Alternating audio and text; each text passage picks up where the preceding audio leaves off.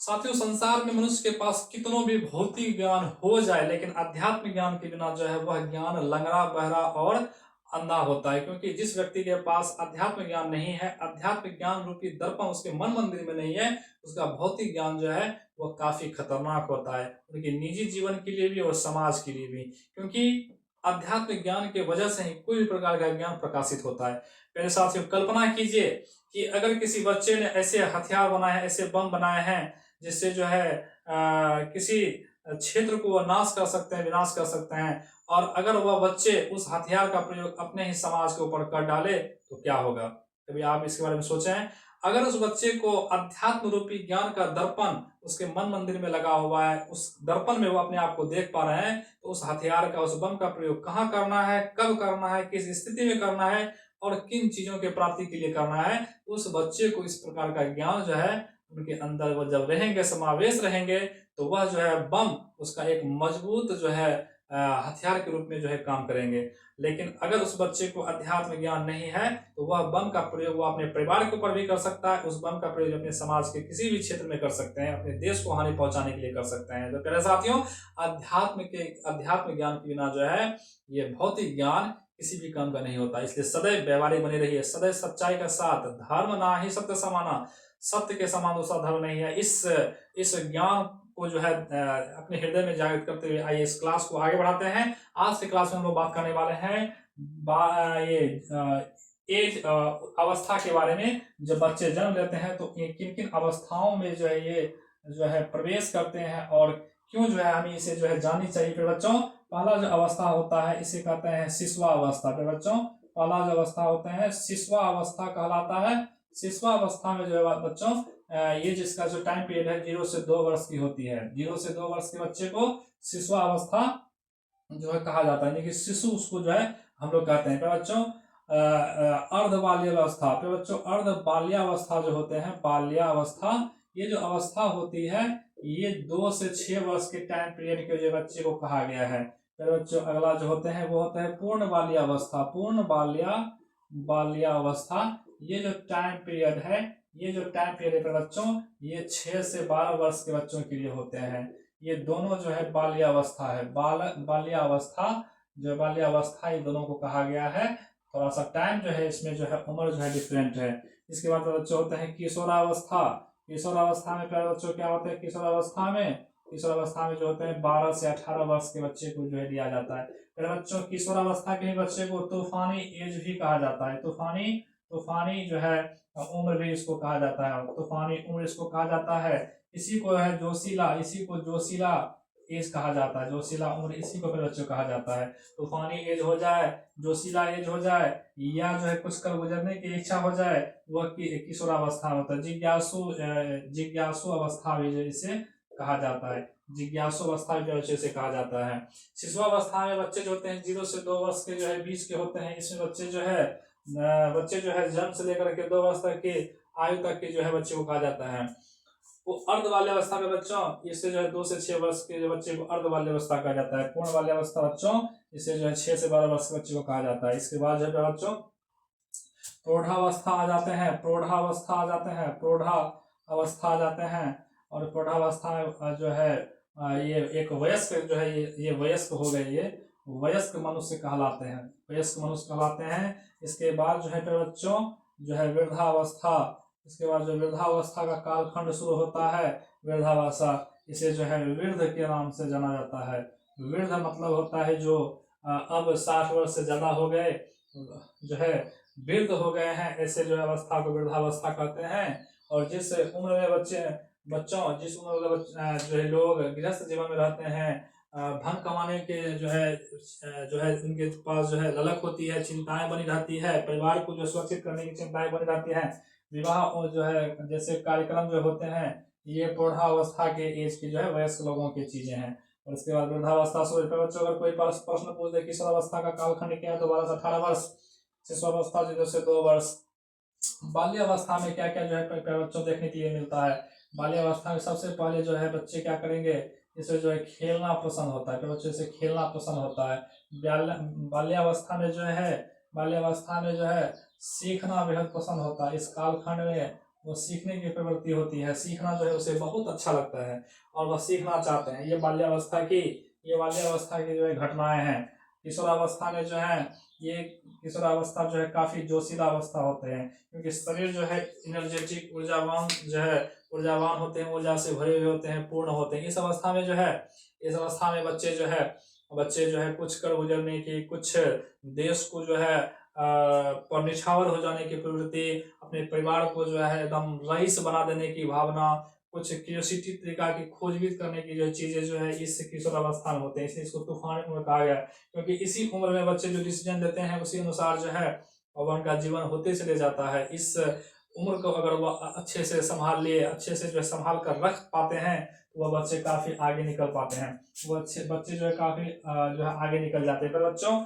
इस सेगमेंट में अवस्था के बारे में बात कर रहे हैं, जो कि स्पष्ट रूप से जो आप स्लाइड में देख पा रहे होंगे, अवस्था शिशुअवस्था इस प्रकार से अवस्थाएं जो है बांटी हुई है एक मनुष्य की, एक व्यक्ति की। तो बच्चों, अगर हम बात करें कि 0 से 21 वर्ष तक की जो आयु होते हैं, यह आयु जो है, या इस आयु में बच्चे को ब्रह्मचर्य का कालखंड भी कहा गया है बच्चों, ब्रह्मचर्य कालखंड। क्योंकि इस उम्र के बच्चे जो होते हैं, इस उम्र के बच्चे जो है ब्रह्मचर्य कालखंड इसलिए कहा गया है क्योंकि इस उम्र के बच्चे 0 से 21 वर्ष के बच्चे जो होते हैं अपने आप को संयमित, अपने आप को व्यवहारिक, सुदृढ़, सुव्यवस्थित, सीखने वाले, ज्ञान उपार्जन, विद्या अर्जन, तमाम प्रकार के जो है कौशल, चाहे अगर पुरातत्व की बात करें तो धनुर्विद्या, ज्ञान की चीजें जो होते हैं, ये तमाम चीजें जो सीख रहे होते हैं। तो 0 से 21 वर्ष की उम्र को जो है ब्रह्मचर्य कालखंड भी कहा गया है।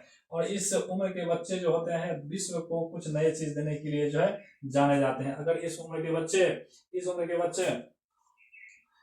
बच्चे जो है का जो निर्माण होते हैं वो देश के हित के लिए, अगर उसको सही माहौल, सही अवस्था प्राप्त हो जाए तो ऐसे बच्चे ही दुनिया को कुछ दे पाने योग्य बन जाते हैं। तो बच्चों, इस क्लास में हम लोग पढ़ रहे हैं अवस्था के बारे में। धीरे धीरे जो है हम बच्चों के समस्याओं की तरफ बढ़ेंगे कि बच्चे किन किन समस्याओं का सामना करते हैं और उन समस्याओं को कैसे जो है हम जो है ये पठन जो है चीजें जो है कैसे उसको जो है ठीक करते हैं, क्या क्या सामग्री उनके लिए जो है उपाय किए गए हैं, बनाए गए हैं, इन तमाम चीजों को हम देखने वाले हैं। बच्चों, अगर बच्चे को जो है पढ़ने की समस्या हो जाए, अगर बच्चे को पढ़ने की समस्या आ रही है, वह किसी चीजों को पढ़ नहीं पा रहे हैं, तो इसको कहते हैं पठन विकार। इसको पठन विकार कहा जाता है। तो बच्चों, इसको पठन विकार कहते हैं। अगर बच्चे पढ़ नहीं पा रहे हैं तो इसे पठन विकार कहते हैं। और पठन विकार को ही डिसलेक्सिया जो है ये समस्या कहा गया है, डिसलेक्सिया। बच्चों, आप समझ पा रहे होंगे, डिसलेक्सिया जो है ये पठन विकार जो है इसको जो है कहा गया है। अगर किसी बच्चे को पढ़ने संबंधी समस्या है तो इसे जो है साइंस में नाम दिया गया डिसलेक्सिया की समस्या उनको हो गया। फिर बच्चों, दूसरा, अगर उसको गणित समझ में नहीं आ रहा है, गणित की समझ में समस्या है, गणित की समझ उसको नहीं आ रहे हैं, गणित की समझ में समस्या उसको हो रहे हैं, तो इस चीज को जो है गणित की समझ में समस्या, उसको गणितीय विकार जो है कहा गया है। गणितीय विकार जो है बच्चों उसको कहा गया है। और गणितीय विकार को जो है बच्चों डिसकैलकुलिया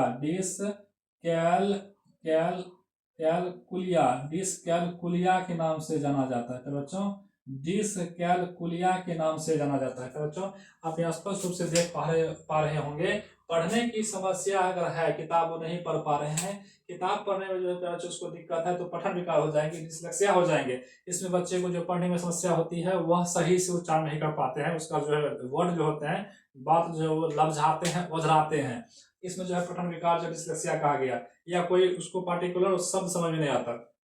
अगर गणित की समस्या, गणित का सवाल जो है, गणित का सवाल वो सॉल्व नहीं कर पा रहे हैं, तो उसे जो है गणितीय विकार या डिसकैलकुलिया कहा जाता है। परीक्षा में क्या पूछा जाता है पठन विकार को क्या कहे जाते हैं, तो डिसलेक्सिया। गणित की समस्या अगर नहीं कर पा रहे हैं तो डिसकैलकुलिया। अरे बच्चों, अगर वो जो है लेखन विकार हो जाए, वो लिख नहीं पाते हैं, लेखन विकार हो जाए तो इसे डिसग्राफिया कहते हैं। डिसग्राफिया जो है डिसग्राफिया कहा जाता है। डिसग्राफिया में क्या होता है बच्चों, डिस्ग्राफिया में बच्चे जो है वह जो है सही तरीका से जो है लिख नहीं पाते हैं, स्पष्ट वह लिख नहीं पाते हैं। तो इसी से क्वेश्चन जो है रहने वाले हैं डिस्लेक्सिया, पठन विकार, पढ़ने में समस्या, डिस्कैल्कुलिया गणित की समस्या समाधान करने में दिक्कत, जोड़ घटा गुणा भाग करने में उसको समस्या होती है, डिस्ग्राफिया लेखन विकार, उसको लिखने में समस्या होती है, वो सही से लिख नहीं पाते हैं, उसको वर्ड जो होता है वह दिक्कत देता है लिखने में। तो बच्चों इसमें जो क्वेश्चन बनाने वाले क्वेश्चन आने वाले शिशुअवस्था कितने कालखंड को कहा जाता है, 0 से 2 वर्ष के बच्चे को जो है शिशुअवस्था, अर्ध बाल्यावस्था 2 से 6 वर्ष के, पूर्ण 6 से 12 वर्ष, और दोनों को बाल्यावस्थाएं कहा जाता है। किशोरावस्था 12 से 18 वर्ष, तूफानी एज किसको कहेंगे तो किशोरावस्था को, जोशीला एज किसको कहेंगे तो किशोरावस्था को, जिज्ञासु एज किसे कहेंगे तो किशोरावस्था। लेकिन जिज्ञासु एज जो है बच्चों इसे बाल्यावस्था को भी कहा जाता है, क्योंकि इसमें भी बच्चे जो है सीखने के लिए उत्सुक रहते हैं। तो जिज्ञासु जो है ये बाल्यावस्था को जाता है, तो खेलना, सीखना, जिज्ञासु ये तमाम चीजें जो वो बच्चे कर रहे होते हैं। और इस प्रकार से जो है हम लोग अवस्था को जो है यहाँ पर डिनोट करते जा रहे हैं। और जल्दी से आप इसका एक स्क्रीनशॉट ले लीजिए, क्योंकि इससे जो है महत्वपूर्ण क्वेश्चन आपके एग्जाम में रहने वाले हैं। हम बढ़ते हैं अगले स्लाइड की ओर। बच्चों पठन विकार, डिस्लेक्सिया, गणितीय विकार डिस्कैल्कुलिया, और लेखन विकार जो है डिस्ग्राफिया, तमाम चीजें जो है बोर्ड पे जो है लिखे हुए हैं। आप इसे जल्दी से जो है नोट कर लीजिए। बढ़ते हैं अगले स्लाइड की ओर।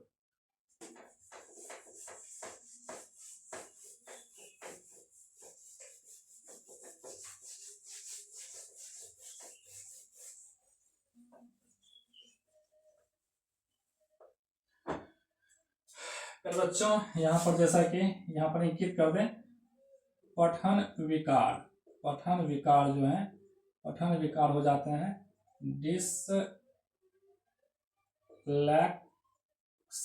थोड़ा सा ऊपर में हाईलाइट कर देने से क्या होगा, दिक्कत नहीं होगा। लेखन विकार, लेखन विकार डिस्ग्राफिया, और गणित विकार, गणितीय विकार, गणितीय विकार।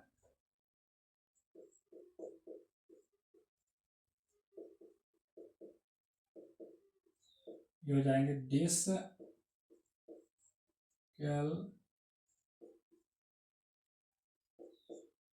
कैलकुलिया, कैलकुलिया हो जाएंगे। तो बच्चों डिस्कैल्कुलिया हो जाएंगे। ये जो होते हैं ये 3 प्रकार के बच्चे में जो है ये विकार होते हैं, जो काफी चीज जो होते हैं। तो बच्चों एक बार क्वेश्चन जो पूछे जाते हैं, बच्चे अगर भयभीत है, डर रहे हैं, तो डर किस वजह से होता है। तो बच्चों डर किस वजह से होता है, आइए इस चीज को समझते हैं। जो डर जो होते हैं वो क्या बच्चों, इसका नाम है ट्रॉमा। क्या नाम है, ट्रॉमा। अगर बच्चे को डर बना रहता है, डर बना रहता है, इसका मतलब है कि वह ट्रॉमा का शिकार हो गया। किसका शिकार हो गया तो बच्चों, ट्रॉमा का शिकार हो गया। हमेशा डर बना रहना, तो ये ट्रॉमा का ये संकेत है। ट्रॉमा बच्चे हमेशा भयभीत रहते हैं। क्यों भयभीत रहते हैं बच्चों, इसका क्या कारण है, परिवार। क्या कारण है, परिवार। बच्चे के भयभीत रहने का कारण परिवार। परिवार में क्या होते हैं बच्चों, विवाद देखना, हमेशा वह विवाद, आपस में विवाद, विवाद अवलोकन, वह विवाद अवलोकन, विवाद जो है वह देखते रहते हैं। मारपीट का देखना, मारपीट परिवार में होना, मारपीट, झगड़ा निरंतर होते रहना, झगड़ा, ये तमाम चीजें जो बच्चे देखते हैं।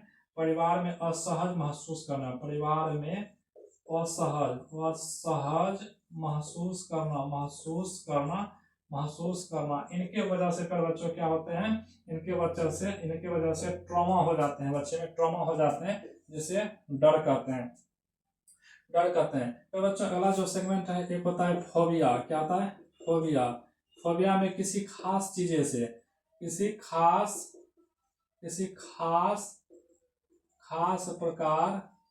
प्रकार का डर बना रहता है, किसी खास प्रकार का डर फोबिया बना रहता है। लेकिन ट्रॉमा में क्या होता है, बच्चे संकुचित हो जाते हैं। मेंटल स्थिति उसका जो है अपने पारिवारिक स्थिति के कारण जो है वह इस प्रकार से हो जाते हैं कि वह समाज की मुख्य धारा में जुड़ नहीं पाते, वह कुंठित हो जाते हैं। उनको लगता है कि हम जो है समाज के सबसे छोटे तबके के दबे हुए लोग हैं। इस प्रकार से बच्चों ट्रॉमा के जो शिकार बच्चे होते हैं, ट्रॉमा में पारिवारिक विवाद के कारण, मारपीट, अगर माता पिता आपस में मारपीट कर रहे हैं, नशेड़ी परिवार हो गया है, झगड़ा, परिवार में असहज, हमेशा जो ऐसी स्थिति बना रहता है जो उसके जीवन निर्माण में जो है असहजता जो है ला देती है।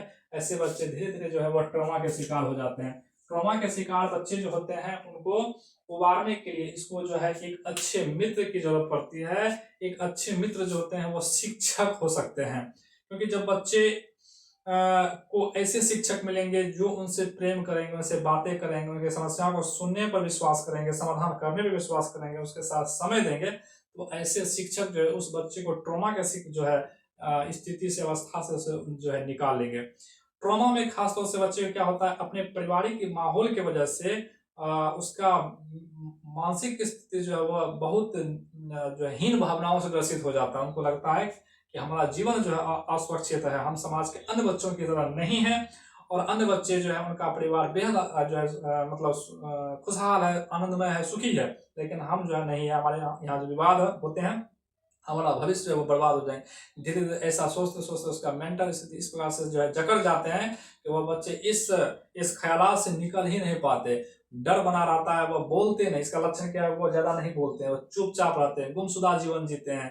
अगर किसी तरह से कहीं चला भी जाए तो वहां पर जाकर एकांत में वो बैठ जाते हैं। वो इसका लक्षण क्या है ट्रॉमा से शिकार बच्चों का? ट्रॉमा से शिकार बच्चों का जो बच्चों लक्षण है, ये लक्षण जो क्या होते हैं, एकांत में ज्यादा रहते हैं बच्चे। एकांत एकांत में रहना ये बच्चे का स्वभाव बन जाता है। कम बोलना, तो बच्चों कम बोलना बच्चे का स्वभाव हो जाता है, वो ज्यादा नहीं बोलते, कम बोलना। डरा डरा सा रहना, डरा डरा सा रहना पर बच्चों इस प्रकार के इसके जो है लक्षण होते हैं। ये काफी जो है ये शिक्षा की बातें नहीं है, ये काफी जो है दिल दहलाने वाली बातें हैं कि आज हमारे समाज में ऐसी स्थिति बन गई है कि बच्चे का मानसिक विकास जो पूर्ण रूप से नहीं हो पा रहा है। इसका केवल और केवल जो है जिम्मेदार है उसके परिवार की माहौल, परिवार की स्थिति, जो बच्चे को इस अवस्था में वो लेके जो है चले जाते हैं, इस प्रकार की स्थिति जो है वो बना लेते हैं। मेरे साथियों, आज हम यहाँ पढ़ने के लिए नहीं आए हैं। आज इस क्लास में हम लोग ये समझने के लिए आए हैं कि हमारे देश और दुनिया किस प्रकार से ग्रसित है, किस प्रकार से वह संकुचित है, किस प्रकार से भयभीत है। अपने उनके बच्चे जो किस प्रकार से समस्याग्रस्त है। पठन विकार उसके जन्मजात होते हैं, लेखन विकार जन्मजात होते हैं, गणितीय विकार जो जन्मजात होते हैं, लेकिन बहुत सारे चीजें जन्मजात नहीं होती है। बहुत सारे चीजें जो है उनको यह समाज के द्वारा मिलता है, और वह मिलता है पहला चीज क्या बच्चों, ट्रॉमा। ये ट्रॉमा जो है इसको ये समाज के द्वारा मिलता है। फोबिया, कोई घटना देख लेता है, किसी प्रकार का खास डर, कोई घटना अगर देख लेता है, कोई घटना का होना, कोई घटना का जो है होना, ये जो है उसको फोबिया का जो है समस्या से जो है जकड़ लेते हैं। ये तमाम चीजें उसको बाहरी दुनिया में आकर के मिलता है। जब बच्चे आंखें खोलते हैं, बड़े होते हैं, तो ये तमाम चीजें जो हो रहे होते हैं, ये सभी उनको समाज द्वारा दिया हुआ एक उपहार है। काफी शर्म की बात है कि बच्चे जो है ट्रॉमा का शिकार वो हो रहे हैं, ट्रॉमा का जो शिकार हो रहे हैं, फोबिया का शिकार हो रहे हैं, एकांत में रहना जो है, ये तमाम चीजें उसका जो है लक्षण है। तो ये तमाम चीजें जो है काफी शर्मसार है। आज हम सभी मिलकर के जो है ऐसा जो है संकल्प ले कि बच्चे हमारे दुनिया में कहीं भी हो, छोटे हो बड़े हो कोई भी हो, बच्चे जो है कम से कम ट्रॉमा का शिकार। हमारे परिवार की स्थिति ऐसी होनी चाहिए। अगर आप शिक्षक के रूप में काम कर रहे हैं तो ऐसे बच्चे को चिन्हित करना चाहिए। जो बच्चे कम बोलते हैं, उसको सीखने में पढ़ने में मन नहीं लगता, वो एकांत में रहना पसंद करते हैं, और जो है किसी भी प्रकार के एक्टिविटीज में वो भाग नहीं लेते, ना उसमें उत्साह होता है, ना ही उसमें जिज्ञासा होती है, ना खेलने की इच्छा, ना बोलने की इच्छा, ना खाने की इच्छा, ऐसे बच्चे को आप जरूर जो है चिन्हित करें। उन्हें जो आपकी जरूरत है, क्योंकि जब आप शिक्षक के रूप में जाते हैं तो केवल सैलरी उठाने के लिए नहीं जाते। जब आप शिक्षक के रूप में कार्य कर रहे होते हैं तो केवल आप एक जो है अपना परिवार बसाने के लिए कार्य नहीं कर रहे होते हैं, आप इस देश का निर्माण करने के लिए कार्य कर रहे होते हैं। और ऐसे में ही देश का निर्माण नहीं हो सकता जब आप केवल यह ख्याल से काम करें कि हम तो केवल एक नौकर हैं, सरकार के जो है कर्मचारी हैं, और हम सैलरी जो है लेने के लिए स्कूल आए हैं। आप बच्चे के निर्माण के लिए आए हैं, और ऐसे बच्चे नहीं जो पहले से ही तेज है अव्वल, ऐसे बच्चे के लिए आप शिक्षक बन के नहीं गए। ऐसे बच्चे के लिए आप शिक्षक बन के गए हैं जो ट्रॉमा का शिकायत है, फोबिया का शिकार है। इस तरह के बच्चे को चिन्हित करने के लिए आप जो वहां पे गए हैं, जो किसी न किसी प्रकार के मानसिक रूप से डिसेबल है, किसी न किसी प्रकार के मेंटल हेल्थ से जो है समस्याग्रस्त है, आप ऐसे बच्चे के लिए जो है स्कूल में गए हैं। आप अगर ऐसे बच्चे को चिन्हित करते हैं, उसे जो है मुख्य धारा में लाने की कोशिश करते हैं, उनके साथ समय बिताते हैं, उनके साथ मिलकर उनके समस्याओं के समाधान करने का जो है कोशिश करते हैं, जानने की कोशिश करते हैं, उसको निदान करने के भरपूर उपाय करते हैं, अपना 100% उस बच्चे के जीवन में देते हैं, तो ही आप एक शिक्षक कहलाने योग्य लोग हैं। अन्यथा शिक्षक जो है या कोई गुरु जो है ऐसे ही नहीं बन जाता। गुरु बनने का जो है कसौटी बहुत मजबूत और बहुत खतरनाक होती है। अगर आपको एक योग्य गुरु और योग्य शिक्षक बनना है, कुछ भी बनना है, तो आपको उससे खरे कसौटी पर उतरनी ही पड़ेगी, जिसमें 100% आपको जीवन में देना पड़ेगा, अन्यथा आपका जीवन बेकार है। और ये तमाम चीजें जो है आप उस बच्चे से मिले जो आपके कक्षा कक्ष में कोई भी हो सकते हैं, और वो देखें कि क्या उनकी समस्या है, क्यों वो पढ़ना नहीं चाहते हैं, क्यों स्कूल में जो है खामोश रहते हैं, तमाम चीजें जो है क्यों कर रहे हैं। ऐसी स्थिति में जो है आप जब उसको देखेंगे तो आपको पता चलेगा कि आपके स्कूल में एक दो बच्चे निश्चित रूप से इस समस्या से ग्रसित मिलेंगे ही मिलेंगे। और जब आप ऐसे बच्चे को चिन्हित कर लेते हैं, तो आपको उसका उपाय भी उनके समस्या को पूछने पर मिलेगा। उस बच्चे से आपको बातचीत करना पड़ेंगे, उस बच्चे से आपको मित्रत्व व्यवहार करना पड़ेगा। उसको कहना होगा कि बच्चे आप क्यों कम बोलते हैं, क्यों जो है खेलने में आपका मन नहीं लगता है किसी एक्टिविटीज में। उस बच्चे आपको पूछना पड़ेगा आपकी पारिवारिक स्थिति कैसा है, घर में माहौल कैसा है, आपके माता पिता कहीं झगड़ते तो नहीं है, आपके पिता कहीं शराबी तो नहीं है, माँ झगड़ालू प्रवृत्ति को तो नहीं है, क्या आपको धन की कमी है, क्या आपको भोजन की कमी है, क्या आपको कोई पीटते हैं, कोई डराते हैं रास्ते में, कोई धमकाते हैं, किसी प्रकार का दुर्व्यवहार करते हैं। इस प्रकार की चीजें जो आप कहेंगे तो बच्चे जो आपको निश्चित रूप से कोई ना कोई एक इशारा जरूर देंगे। जैसे आप एक इशारा उसका जो है वो देंगे तो आपको वहां से रास्ता मिलना आरंभ हो जाएंगे कि बच्चे को क्या समस्या थी, बच्चे को क्या चाहिए था, और कैसे करके जो है उसे इस समस्या से दूर कर सकते हैं। इस तमाम चीजों के जो है आप जब आप करते हैं तो पूर्ण शिक्षक के रूप में जो है आप जो है व्यवस्थित हो जाते हैं, अपने आप को कहलाने योग्य हो जाते हैं। तो अगर बच्चों तो साथियों इस क्लास में आज इतना ही, मिलते हैं नेक्स्ट क्लास में। इसी तरह हमारे साथ निरंतर बने रहें, क्योंकि अगर देश का निर्माण करना है, समाज का निर्माण करना है, परिवार का निर्माण करना है, तो आध्यात्म ज्ञान से भौतिक ज्ञान से आध्यात्मिक ज्ञान की पुनरावृत्ति हमेशा निरंतर जो है करनी पड़ेगी। क्योंकि भौतिक ज्ञान जो होते हैं आध्यात्मिक ज्ञान के बिना लंगड़ा होते हैं, व्यवहारिक ज्ञान के बिना कितना भी ज्ञान हो जाए, सभी ज्ञान जो है अंधा बहरा लंगड़ा होते हैं। इसीलिए सदैव जो है अच्छे कार्यों को करें, दूसरों के हित के लिए करें, परोपकार के लिए करें, परमार्थ के लिए करें, ना कि स्वार्थ के लिए करें, निवृत्ति के लिए करें, ना कि प्रवृत्ति के लिए करें। इन तमाम चीज़ों को जो है एक संकल्प के रूप में लेते हुए जीवन को आगे बढ़ाएं। मिलते हैं एक नेक्स्ट वीडियो में, तब तक आप इसी तरह हमारे साथ बने रहें, और जो है देश समाज निर्माण से देश निर्माण में जो हमारा सहयोग करते रहे। धन्यवाद।